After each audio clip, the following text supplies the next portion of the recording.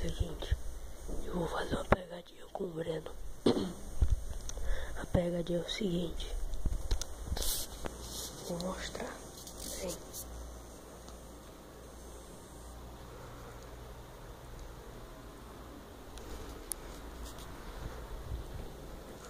Se vocês puderem ver direito, lá tem um durex. Um durex na porta.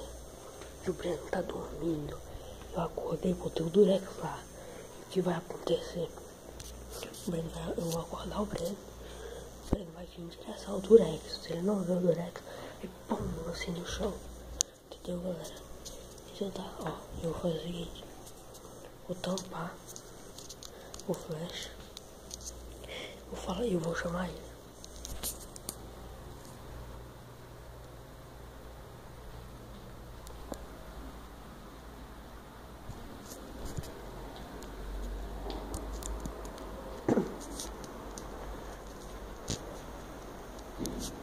Breno.